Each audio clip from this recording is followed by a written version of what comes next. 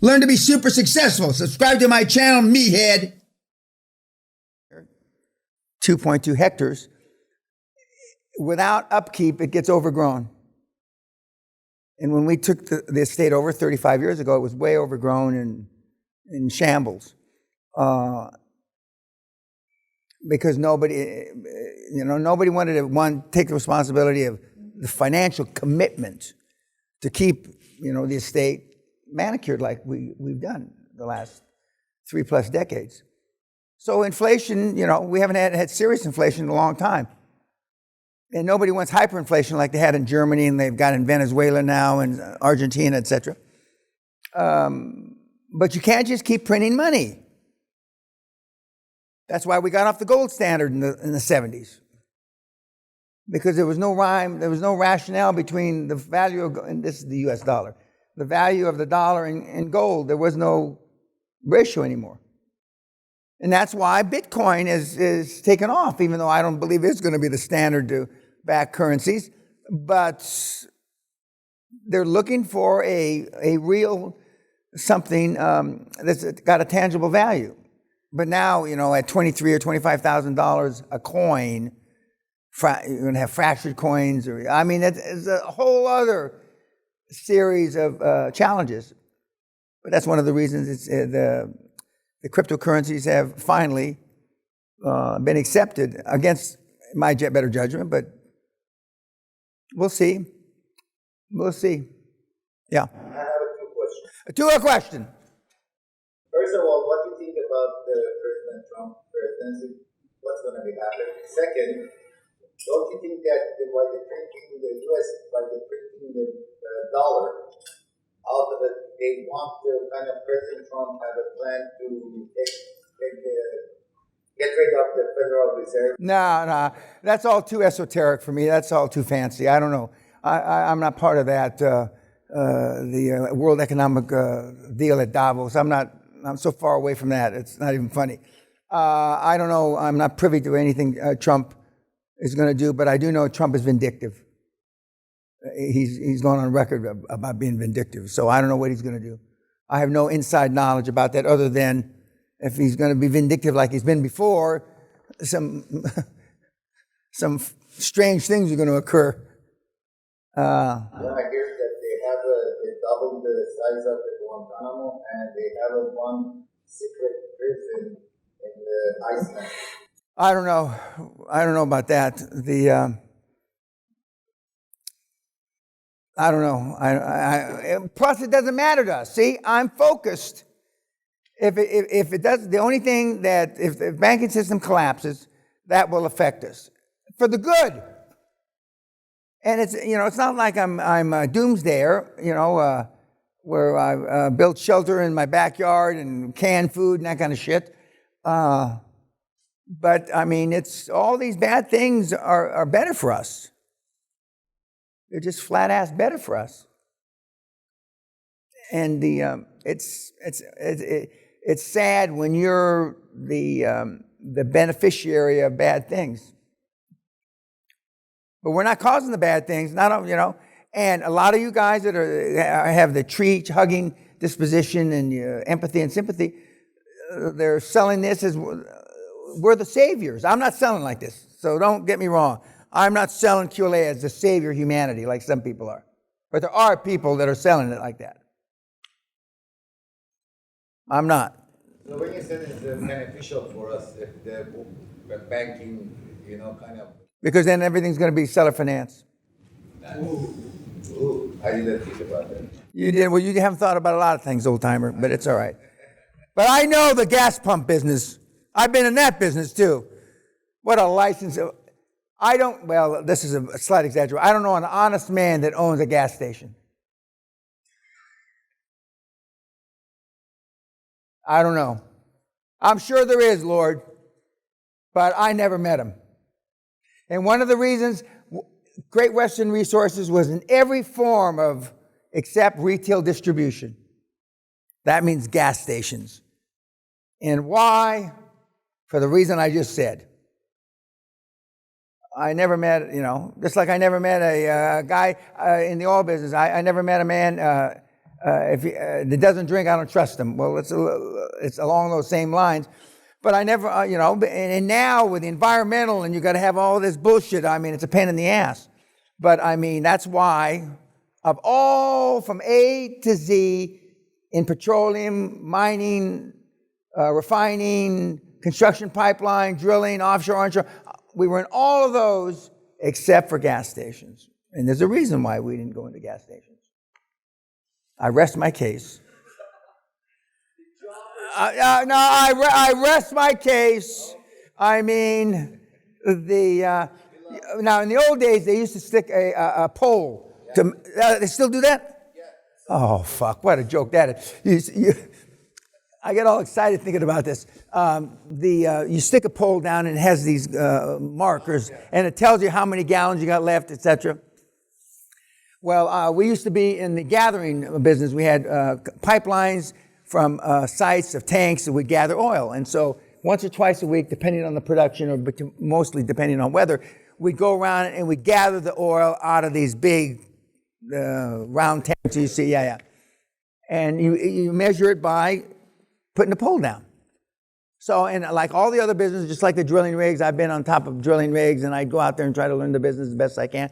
And I'm sitting there with a guy, the trucker, and they look like in the movies, and they're smoking around the fucking thing. Yeah, all the things you're not supposed to do, right?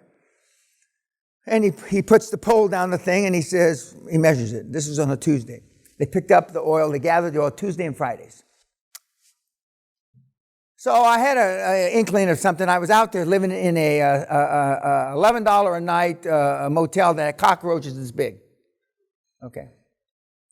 I'm going to go out one more time to measure, or watch them measure. I got a half a day. I don't have to be to the Abilene, Abilene, Texas airport. Abilene. And so I go out there, and they measure it again. So I'm on a plane from Abilene to Phoenix, Arizona, and then from Phoenix to Los Angeles. And on the way to Phoenix, toned up pretty good, I had a vision of them putting the pole down. It's actually a square thing. And I said, and I've got almost photographic memory, and how come I'm seeing the same numbers as I saw on Tuesday, on Friday, on the pole? There should be 3 days of production oil. That would mean that there's three days more oil. And so then it dawned on me, they're skimming us. I got off the plane in Tucson, or Phoenix. I got on another plane right back to Abilene. And I went and we measured it ourselves. And we've been losing 3 feet high of oil times 100 different tanks a week. No. It was like in the hundreds of barrels. And because each one of the things we were measuring is about this. In fact, make this room round, about the same height. Okay, and it's 3 feet, or 3 feet of the oil, not 3 foot of your 6-inch dick, Wellington. 3 feet, that's a lot of fucking oil. And so and there's nothing like when you get the Texas Rangers, them boys. We never met a man we trusted doing anything, especially Mexicans like you, Peña. And we set him up, and we arrested him and had some fun. And, of course, the Texas Rangers whipped the shit out of him, just like you should, caved in their heads, just like the good old days. It never happened again. And but when I think of that, and then it dawned on me on the way, jump on another plane, and I was right, because it should be different measurement 3 days later. It should be 3 feet more of oil. So I put it up to a Persian deal. It was a Persian conspiracy. And the truck drivers spoke Farsi, and so we crucified him right then. We didn't go through the trial or any of that shit. We just killed him right on the spot, just like in the good old days. Just like they do in Persia. That's exactly right. So they were familiar with the Persian law. We're going to kill you right on the spot. You mean just like the Ayatollah? Yeah, just like him. That's all a joke, so don't give me a bunch of bullshit from YouTube. Okay, who's next? By the way, I want to. I just came from the ones that were in my dining room. That group? Yeah. Okay. The deals that I poked fun at, I want you to show them. Yep, there he is. The little, yeah.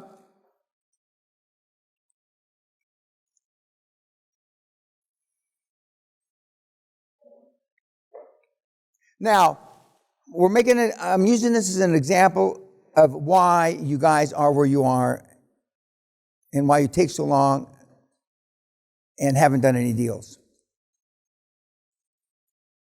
Not to just make fun of the kid. Although it's easy to make fun of the kid, but that's not what we're doing that. We're doing it because this is not the way to do the deals. How many times have I told, okay, I asked you, so you answer them. You've asked for 3 years tax returns, right? And speak into a mic so they can hear you when you give the answer. But the business broker told you, or whoever told you. I just haven't gotten a... They say they keep asking the seller, but the seller doesn't respond. Next. I told them to text or email the broker. If I don't have the tax returns by Sunday or Friday, now I'd say stick them up your ass, but we'll make it easier for him.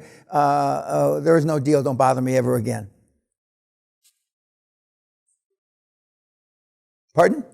There's no seller. No, but none of your sellers are motivated. A motivated seller sends you the fucking tax returns. Even if they don't respond or match up to their bogus financials, they're not even going through the drill, the act of trying to be comply by giving you the tax returns. Then they can try to bullshit you why they don't match the numbers. They're not even going through that step because they think you're stupid. They're disrespecting you. It's not even disrespect. They have no respect for you. And and how does your board react to this? This is one of the first. I only sent it to one industry expert. This is one of the first deals I'm looking at. Okay, well, I told you. As soon as you get the numbers, you give them to your board. See, that's the next part. So the board hasn't seen them. Just one person. And what did the one person say? She said it was worth about half. No. That you don't have the tax returns. She went through all the information, and she spent little time on it. She just said request document. Okay, she tried to do as best she could with what you gave her. Yeah. Okay. Well, okay, fine. But that and $5 won't buy you a cafe latte at Starbucks, will it? Guys, do you understand when you're... I'm going to let you go. I'm not let you go. I want you to talk in a minute. Do you understand why you let him treat you this way? Low self-esteem, no self-confidence, lack of self-worth. Now, seriously, without me yelling, do you understand that? Does anybody have another reason why you'd allow these people to professionally shit on you? Give me another reason. There isn't any, is there? Then why do you do it? We know why you do it. And until you can get over that speed bump that you are making like Mount Everest, those little speed bumps, you're never going to be able to make QLA work. You have to get over it. But they're not even disrespecting, because disrespecting implies they had some respect for you. They're showing you no respect. And the deals won't get done whether you're in Germany, the United States, Switzerland. It doesn't matter. Okay, continue with the show. Yes, I want you to go through the... And I have 1 year tax return 2019, but the rest of the years I have just P&L. A P&L that they put together the numbers, no professional did. And what's the difference between the tax return that you have, just the bottom number, the $38? So in 2019, the P&L was showing a net income of 60K. Tax return was negative 138. Does everybody understand? Negative 60K. Tax return says positive 130 or 38 or 138. Negative 138. Negative 138. Does everybody understand that? That would have been adios, motherfucker. Go fuck yourself. Now, you're all shaking your head, but you're doing the same thing back there, shaking your head. I mean, your deal's no better. Go ahead. So, like the first year was negative, 4,500 on the P&L, 2.3 million top line, and then the next year, 2.1 million, and P&L income was like 150, and then 60. But suddenly in 2020, magically, revenue jumped up to 2.6 million, and this is based on the first 6 months on the P&L, 1.3, so double that, and then the net income on the P&L for the first 6 months was 600. So they went from minus 138, right? Yeah, they went from minus 130 on the tax return to 2.6 income and 1.2 net for 2020. And what did you think when this happened? I mean, it's a next. I mean, it's just a mess. They're gouging all the. No, it doesn't matter what they're gouging. I mean, the numbers are impossible. I'm pretty creative. And without fraud, these numbers are impossible.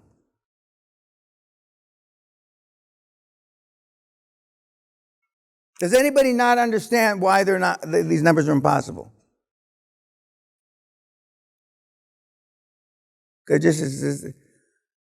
And he calls it, when you give them more credit, when you say P&L, you call them P&L, right? These are net book or net whatever, one of the deals. And whatever the numbers you put in is the results you get out. So the numbers mean nothing. That coupled with the fact that there's such a gross disparity between the numbers and the tax returns and the first 6 months of Corona, and you're in assisted living, right? Home health. Although some home health did benefit, and it's Medicaid, Medicare, and something else. VA. Now, the real clincher is during Corona, remember, one, everything was late because the employees weren't coming to work because of Corona. Two, the government went to lockdown one time during Corona, and they weren't paying anybody, so the Treasury Department, all these weren't getting paid, okay?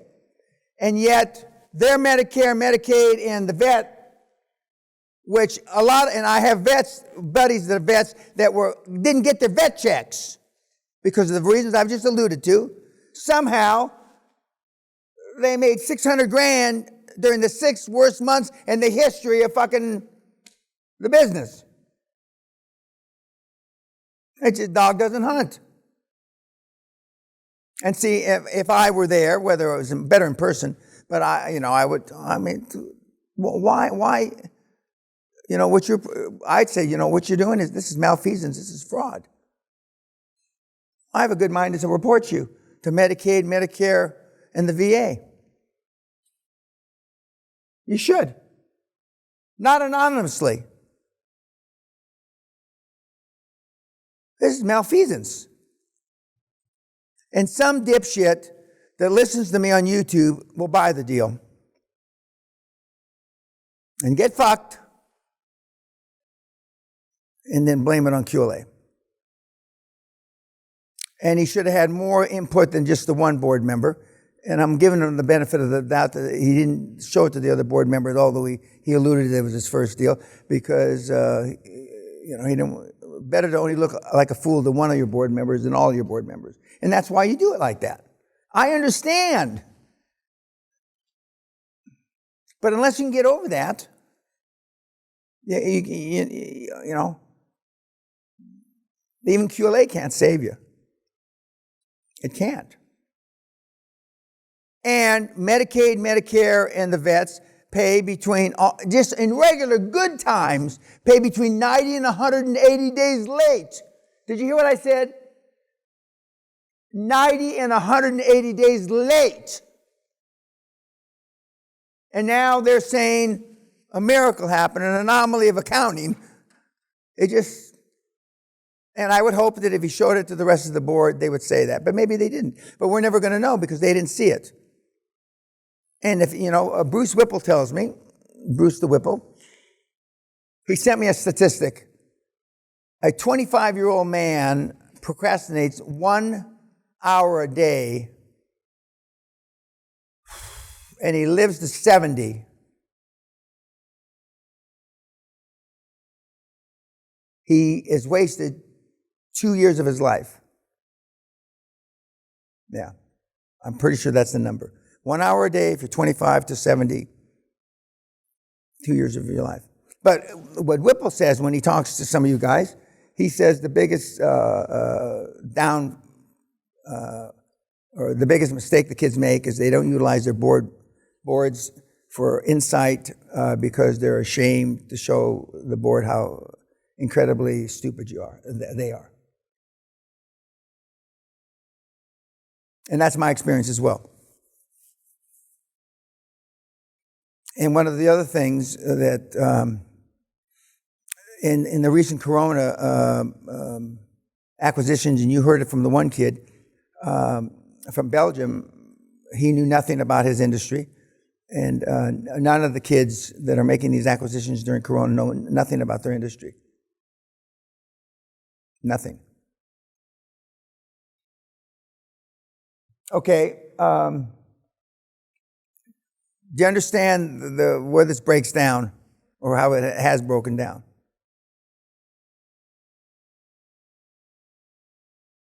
And if you remember the role play that Josh had with the motivated seller, he said, I'll need 3 years of your tax returns, and I'm sure your accountant can get them to me quickly, and I'll need 3 years of your financials. Sometimes they haven't filed the last year, or they filed for an extension. That's a legitimate reason. But then, okay, if I can't have the last year, then I went to 3 subsequent years. So you're waiting on the 4th year. So you'll take the 3 subsequent years or prior years, and then if you're still trying to close the deal or consummate the transaction, they can get you the year that they file for an extension. Everybody understand that process? Okay, what was the other thing we said about yours? So when you do 100% seller finance. Oh, yeah, okay, go ahead. Ask me. So when you go 100% seller finance, so I did just a made-up scenario, seller finance, and then you go put financing on it. How do you frame the bank? Okay, so then you bought the deal, let's say it's €1 million, €1 million something, 100% seller finance. Now 3 months later, 6 months later, whatever time frame you want to finance it, right? That's the question. And you go to the bank, and this is not a refinance because you haven't financed it once yet. And when you talk to the banks, if you refer to it as a refinance, they're going to ask you, how long you been in business? If you tell them I'm financing it for the first time, it's a different set of questions. Because you're not refinancing it. Because it's never been financed. Does everybody understand that concept? Okay, so now you've gone to the bank and you want to ask for 120% of finance. You want to overfinance it. And so your question, even though I didn't allow you to finish your question, part of the question is, do I have to pay off the seller? that I have the seller's note for, right? Yeah, do they take the note into consideration? Well, no, of course they take it into consider because you've got to disclose it. If you don't disclose it, you're committing bank fraud. Everything's full disclosure. So let's say you've got a note, $1 million note, seller's note, it's seller's equity, and you're going to finance the deal for $1.2 million. So depending on how your purchase agreement and your management agreement are written, will depend on whether you got to pay off the whole fucking note, with or without a prepayment penalty, or none of the note. And it depends how your lawyer writes it. But you can't finance it and then not tell the seller. That's bank fraud. We have kids doing it every week. Every single week kids do it. I'm not saying that's right, and I'm not saying it's a practice you should duplicate, but we have kids doing it. So you tell, depending on, let's say that your deal is that if you finance it within 3 years, you got to pay 100% of the note off. If it's over 3 years, which is going to be less than 3 years.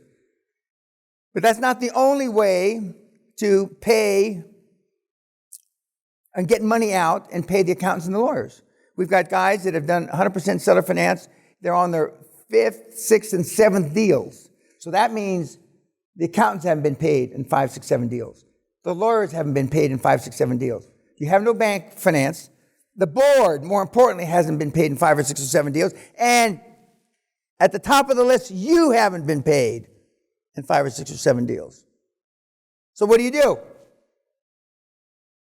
Well, this group could, well, some of you could, last 5 or 6 or 7 deals. What you do is, as I said in the seminar, that you can have them draw down their working capital loan. You can have them draw down their a line of credit overdraft and leave it as cash in the account, and you pay for the deal seller's note, including the drawdown of those two entities, and then you pay the fees out of them. It's not likely you're going to get a deal past a business broker that's 100% seller finance. It's not in their interest, is it? So what did I say in the seminar, how you get around that? Yes, sir. You pay them. And what normally happens, wrongfully, they also collect from the seller. They're not supposed to, but you can't keep them. You cannot keep the seller from paying them. But you disclose everything. You're not home. This is not a petroleum station butt fuck. And we have a lot of kids that get in trouble because they don't disclose, because they're so, partially through their ethnicity, they're so used to doing shit under the table, brown envelope, backhander, they get in trouble. I understand that. I don't condone it at all, but I understand it. 9 times out of 10, when you get in trouble, it's based on your ethnic background because that's the way you learn to do business growing up. 9 times out of 10. For the Dutch, they just have a black heart. They invented the first scam, the tulips, 1535 to 1537. One of the great scams of all time. Some people are equating Bitcoin to that. I'm not, but some people are. The greatest scam of all time. They started the first stock exchange, first burst. It's genius, really. That's why when I went there to take an option public, I mean, they loved it. They asked less questions than the Bank of England did when I was here with it. They thought it was, are you Dutch, Mr. Peña? Does Peña sound Dutch to you? We'd like to take credit for this. The president of the Amsterdam Stock Exchange said, I'd like to take credit for this in some way. As I walked out the door, I said, well, you'll figure out some way. I know whether it's true or not. It doesn't make any difference, does it? He just laughed, just like he's laughing right now.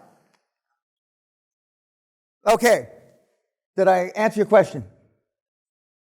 So you can do 100% seller finance deals and get them through. You can get them through the broker. There's no shortage. But several of the kids in the recent months, what they do is the seller, they have figured this out. They draw down whatever's left of their working capital loan. They drain their line of credit, and they write themselves a check as a dividend. And you're fucked.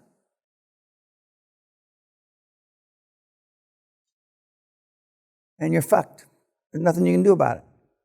Unless it's already addressed in the purchase agreement. You're fucked. And that's why, a lot of times you'll close a deal on Friday. And you guys, because you're stupid, don't show up till Monday. I can introduce you to people that bought dental clinics, that bought hair grooming, dog hair grooming, veterinary hospitals. They show up on Monday, there's not a pill, comb, knife left in the building.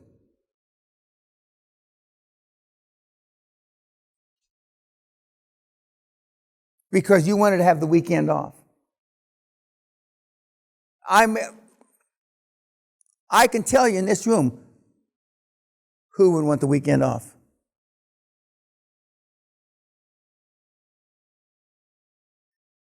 When it closes, you're changing the passwords on the shit as you're sitting at the table to make sure nothing's been drawn out.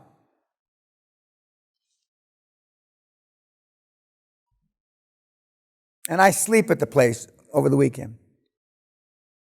Nothing's missing. We got a guy in Montana. They took the toilet paper.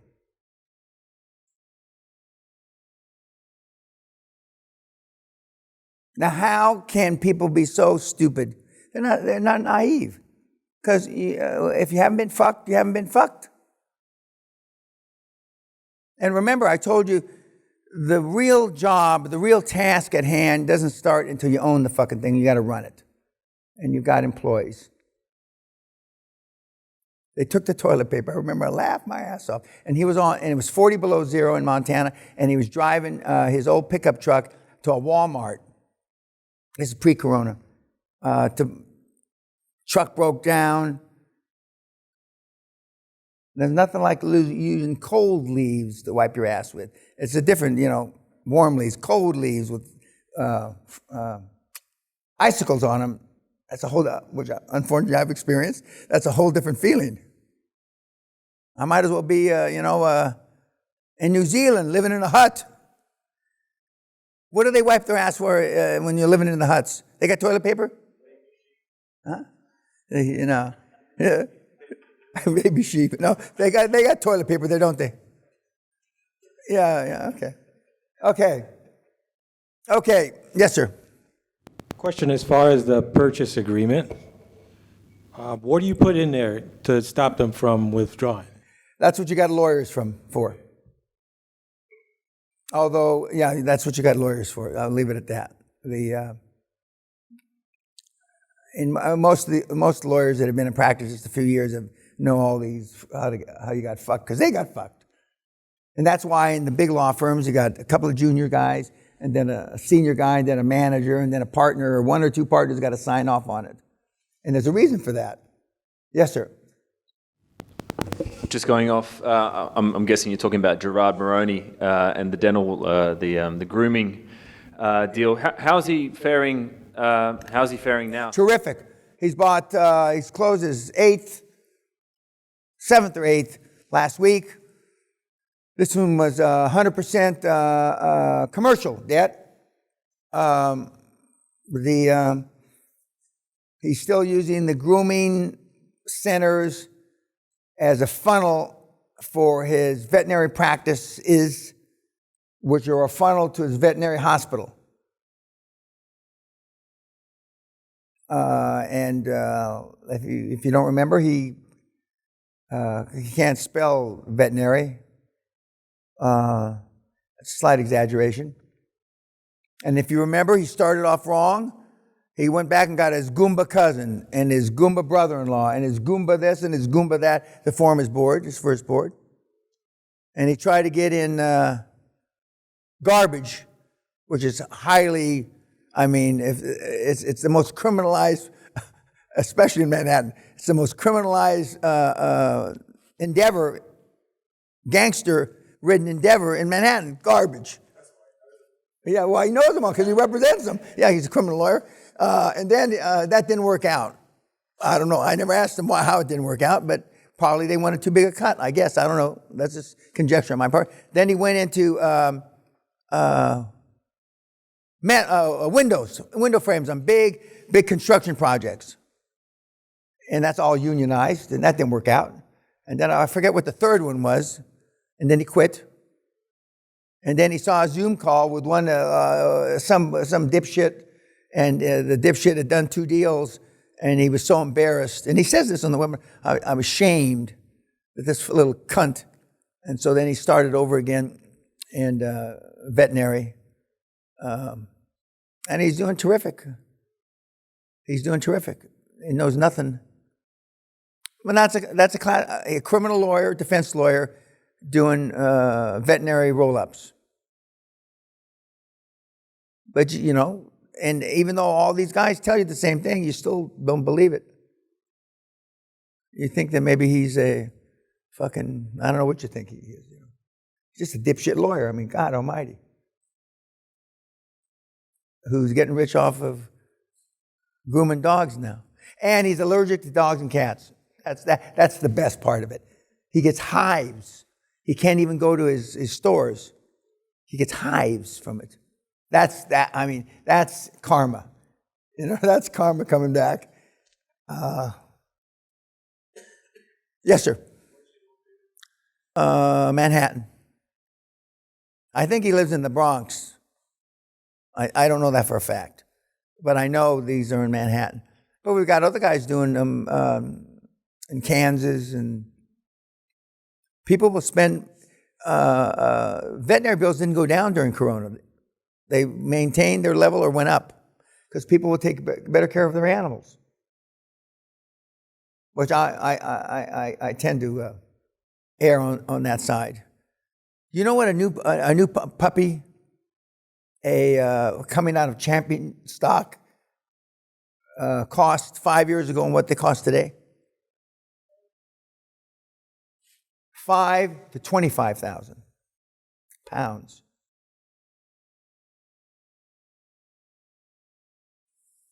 That little shit better live a long fucking time to make me happy.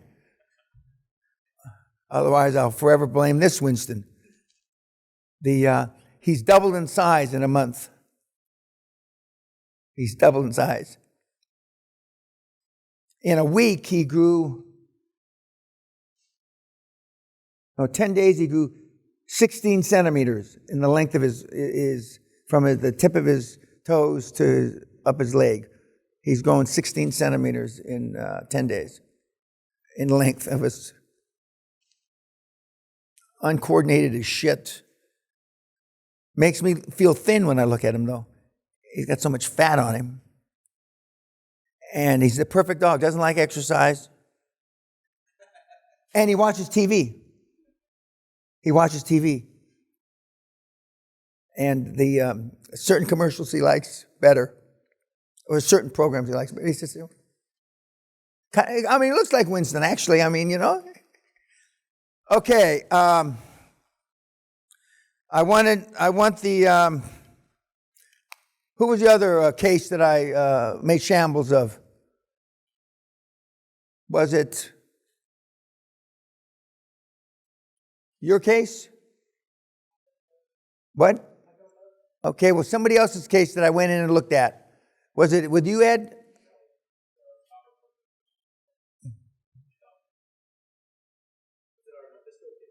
Oh, Nabisco.